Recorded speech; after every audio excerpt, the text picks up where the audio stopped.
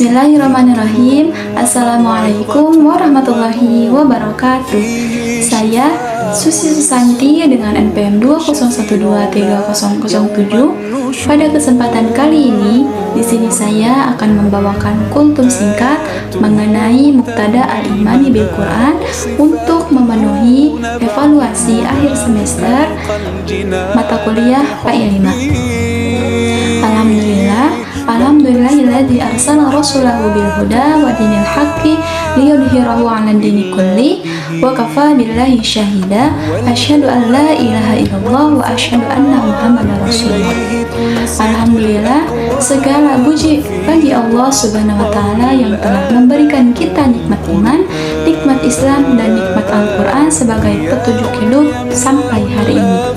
Sholawat beserta salam semoga selalu tercurah limpahkan kepada baginda Nabi Muhammad SAW, kepada keluarganya, sahabat, dan kita semua sebagai umatnya hingga akhir zaman.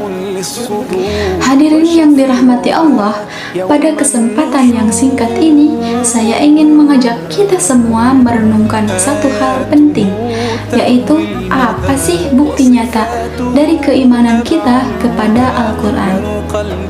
Nah, karena beriman kepada Al-Quran tidak hanya cukup dengan mengakuinya saja sebagai kitab suci, melainkan ada juga tuntutan yang harus kita jalani dalam kehidupan kita.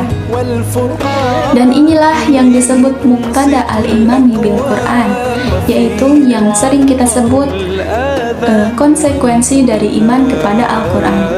Nah, seringkali kita melihat, bahkan mungkin juga merasakannya, bahwa Al-Quran hanya saja dibaca saat bulan Ramadan, atau saat tahlilan, atau ketika ada acara tertentu lainnya.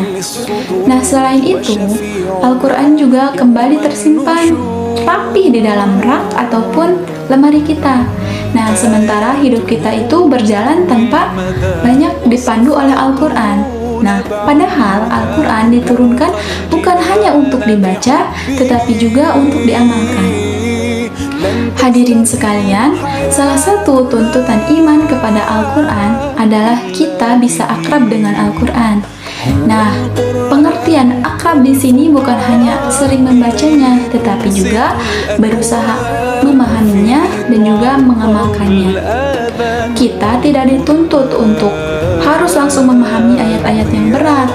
Cukup kita mulai dari ayat-ayat yang sederhana, contohnya seperti kejujuran, tentang kesabaran, tentang adab berbicara, dan juga cara dalam bermuamalah. Sedikit-sedikit, namun kita konsisten menjalaninya. Itu juga bisa menjadi bukti iman kita kepada Allah dan Al-Quran. Tuntutan berikutnya yaitu adalah membina diri dengan Al-Quran, yang artinya Al-Quran kita jadikan sebagai cermin untuk memperbaiki diri. Ketika membaca ayat yang sabar, tentang sabar, kita belajar menahan emosi. Adapun saat membaca ayat tentang amanah, kita juga di situ belajar jujur dalam mengerjakan pekerjaan dan juga bertanggung jawab. Nah, inilah bukti proses tarbiyah diri yang akan membentuk akhlak kita menjadi lebih baik. Hadirin yang dirahmati Allah, keimanan kepada Al-Quran juga menuntut kita untuk tunduk pada hukum-hukumnya.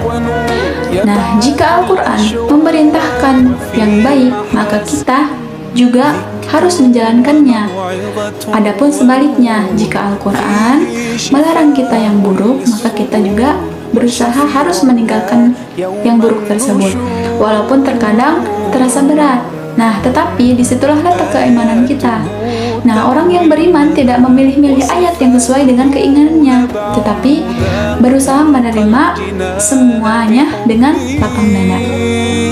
Selain itu juga, kita juga sebagai manusia diperintahkan untuk menyampaikan nilai-nilai Al-Quran kepada orang lain, yaitu contohnya berdakwah. Nah, dakwah di sini tidak harus dengan ceramah besar-besaran, bisa dimulai juga dari sekitar kita seperti di rumah, dari sikap kita, dari tutur kata kita. Ketika kita jujur, adil, dan berakhlak baik, itu juga sudah menjadi cerminan dakwah Al-Quran yang hidup di dalam hidup kita. Hadirin sekalian, nah jika Al-Quran benar-benar kita jadikan pedoman hidup, insya Allah hidup kita juga akan lebih tenang, juga lebih terarah dan lebih bermakna.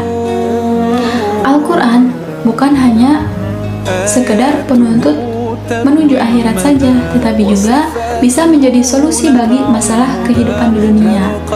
Nah, semoga setelah kultum singkat ini, kita semua tidak hanya membaca Al-Quran dengan lisan saja, tetapi juga bisa menghadirkannya dalam sikap dan perbuatan kita sehari-hari.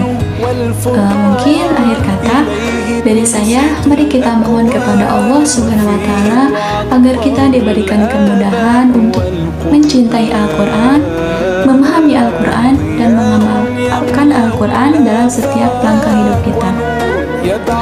Akhir kata dari saya, sedikit lebihnya mohon maaf. Wabillahi taufiq wal hidayah, waridha wal inayah. Wassalamualaikum warahmatullahi wabarakatuh.